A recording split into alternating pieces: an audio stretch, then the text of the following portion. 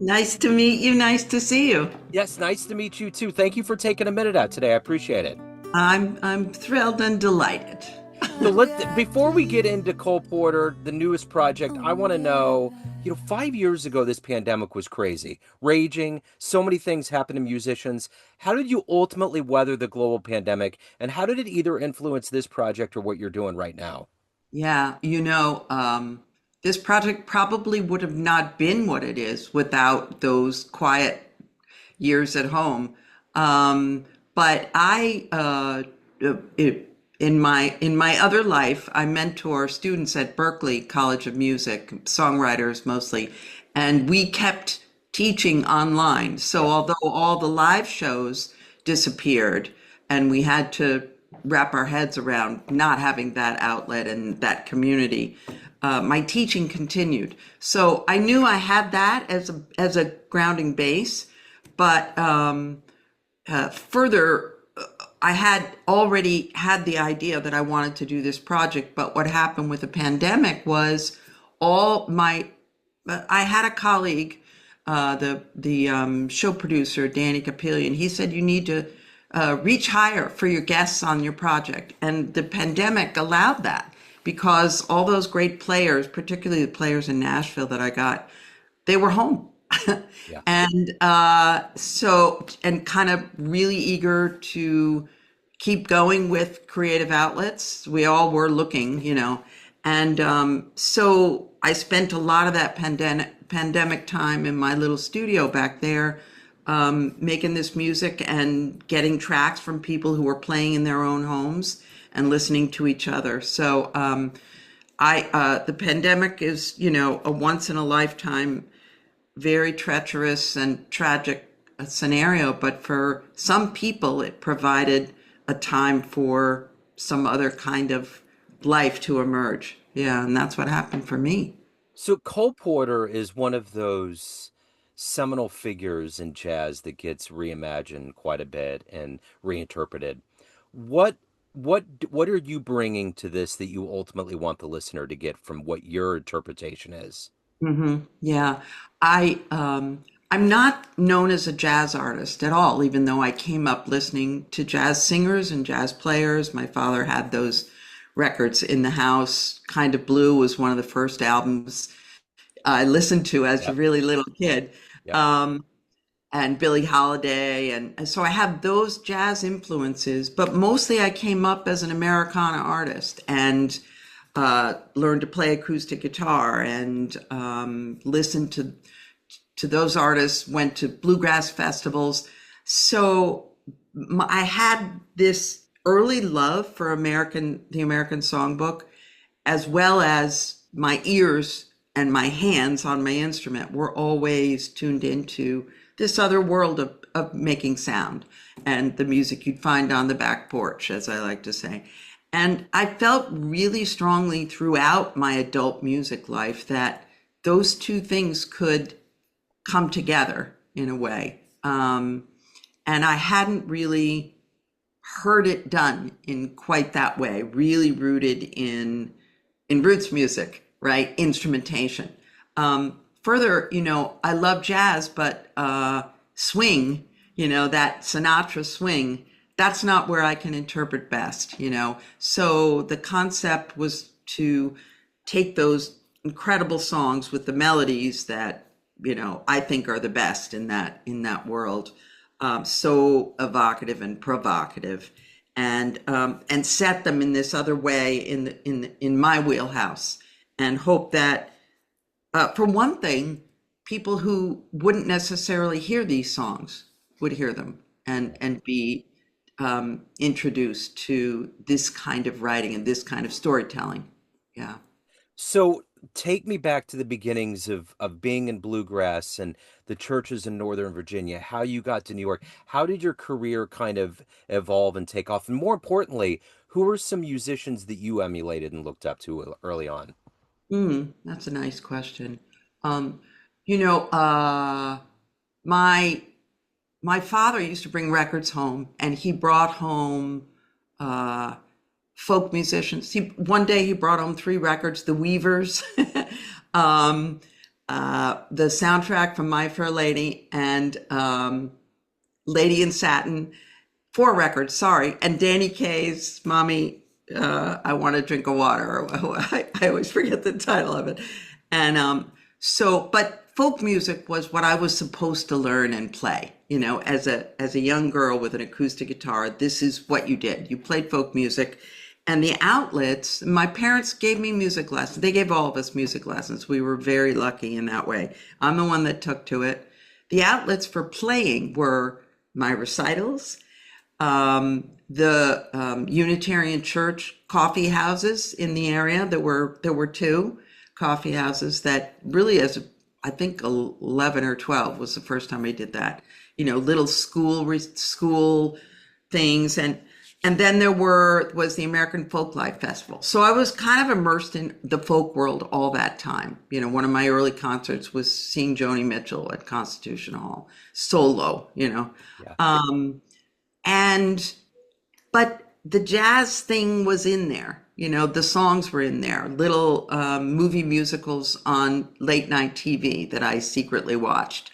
When I left home, I went away to school. I went away to a boarding school for my last 2 years of high school, back when people could actually afford to send their kids to boarding school. And I met a lot of jazz musicians at that boarding school. Tom Chapin, who was a downtown jazz musician who died too young, but he had a lot of influence on me. And he made me listen to Betty Carter and Flora, then I discovered Chick Corea and Flora Purim. And so I would say that the sounds of the singers immersed in those worlds, that breathy low register thing, and then Flora's really high breathy vocal, and Billie Holiday, influenced the singing that I wanted to bring.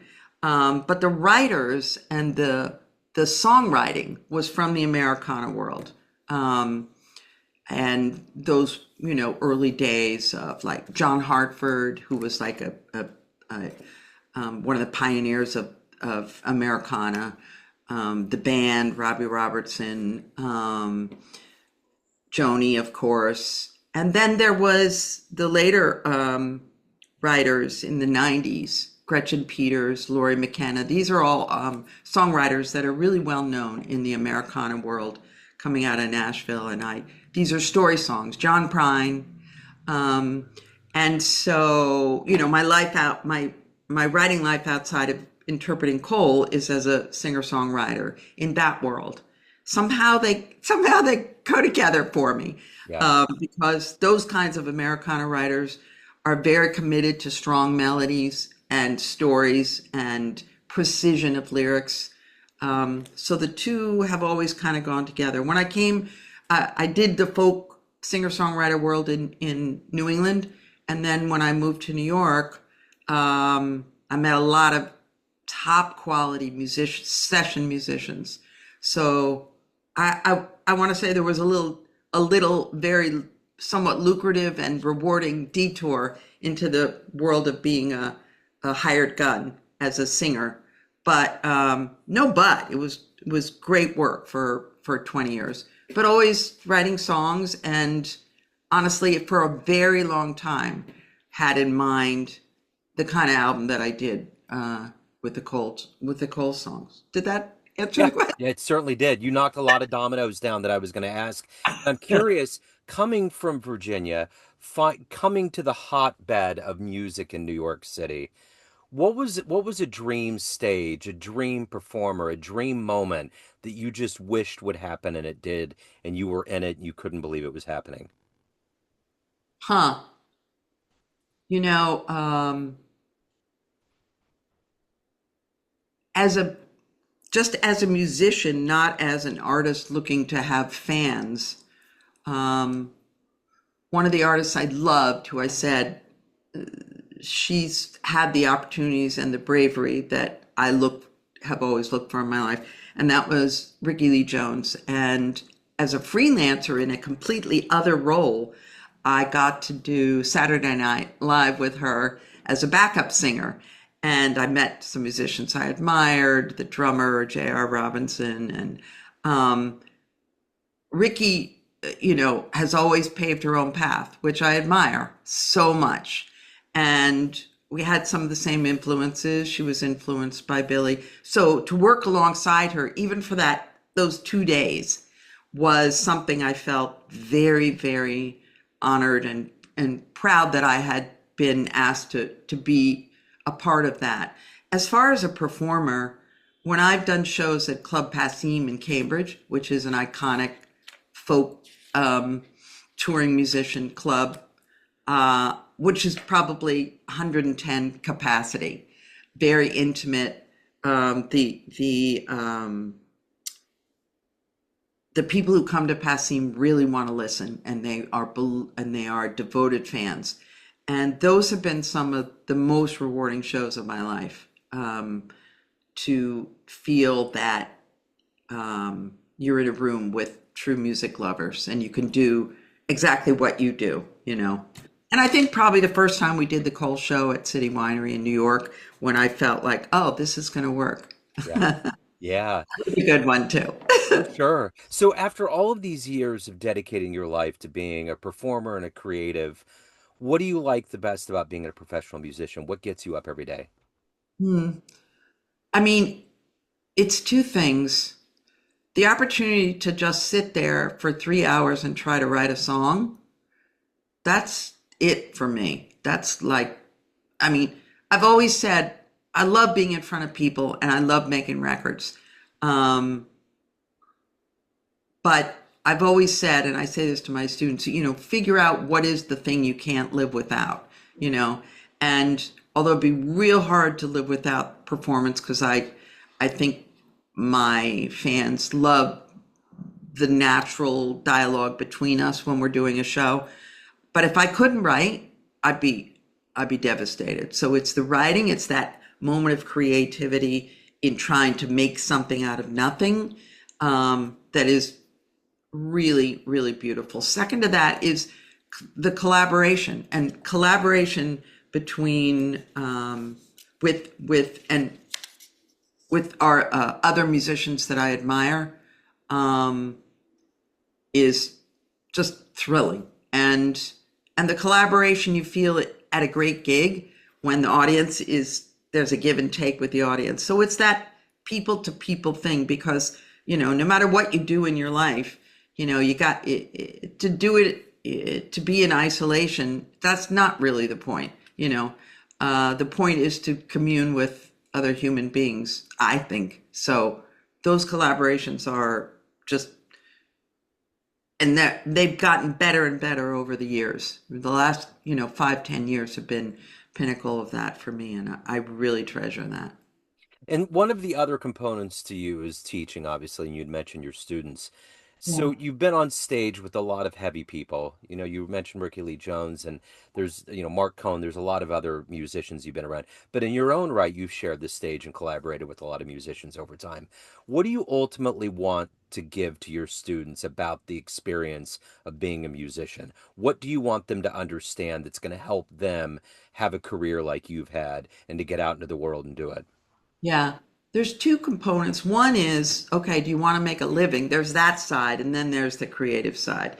The do you want to make a living is, a no-brainer. You've got to just be totally committed to developing your craft, which sounds like a simple thing, but some people have to be reminded of what that means and how hard the work is, and mostly how dedicated you have to be, and how you have, you know, foster the thing that you love the most. And then you won't have to try to work. You'll just want to work. And it does go back to that question that I think it was Rilke who posted in Letters to a Young Poet. It's like, could you live without this? If you find that thing that you say, I can't live without this, then you've got a big head start, because the work doesn't feel like work. And when it does, you rely on your discipline.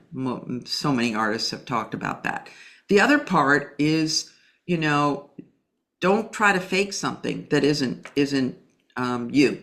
You've got to learn your craft to the nth degree and your technique, but you've got to embrace the road that feels authentically used. It's a word that is, let's face it, it's overused, but it's overused for a reason, because we all need to find that seat we can sit in, which feels truly our own, you know.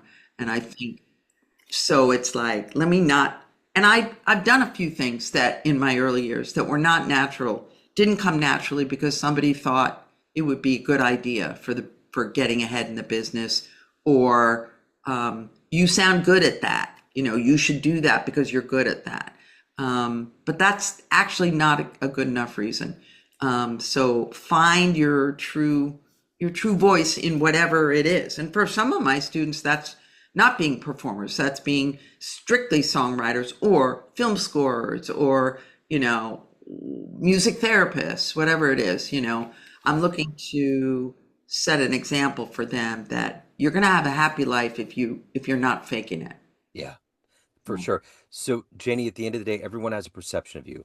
Family, friends, fans, students, everyone that knows you, but you run the show. What's your perception of you? Who do you think you are?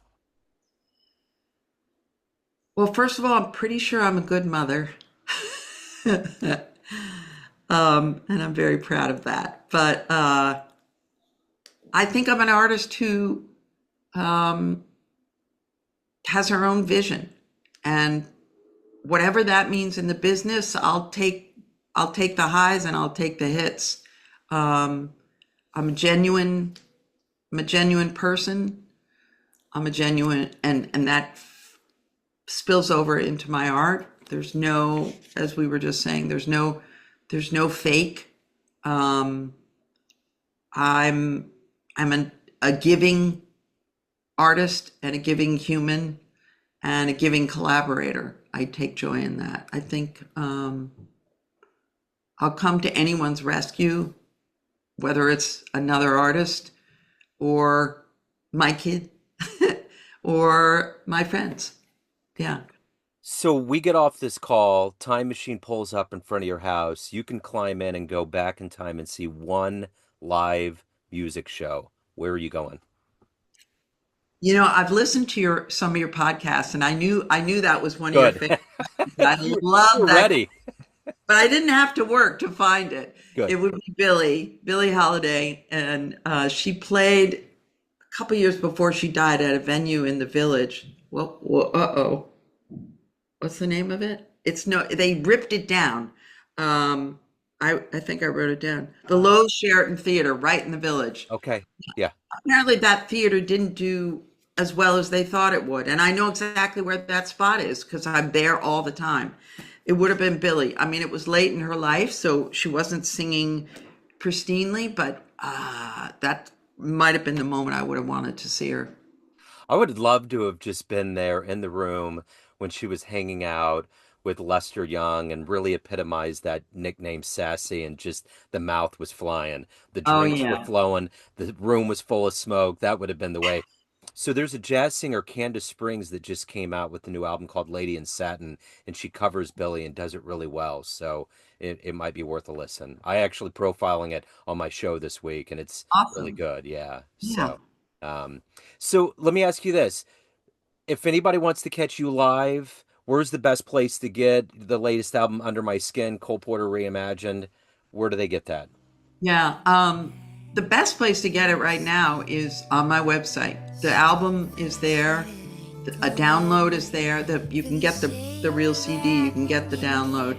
Um, and I think we're talking about doing vinyl later in the year. Cool. So that'll be on the website too. It's streaming everywhere, but Yeah. of course I'm very proud of the package. So we would love people to get the actual package. Yeah.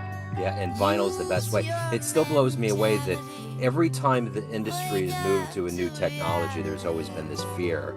But there's been this total reversion in a good way back to vinyl, which has actually saved sales. You know? No, I don't honestly know why I didn't do it right in the beginning, but there were a lot of things about the release of the album post-pandemic that were not ideal, which is why we're trying to, alert people that, hey, we're here and Yeah. this beautiful, piece of work that I think will be luscious in your home.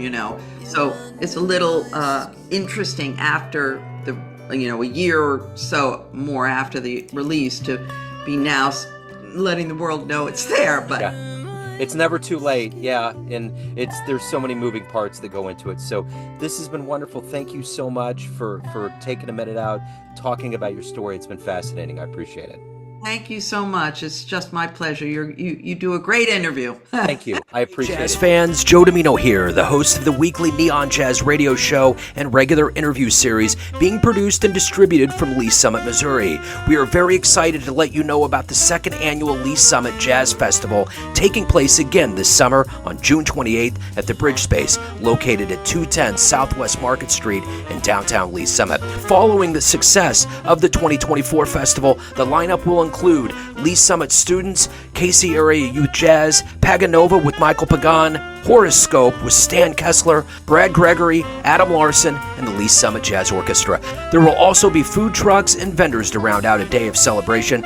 Early bird tickets are 2 for $30, and all details can be found at lsjazzfest.com. We can't wait to see you there.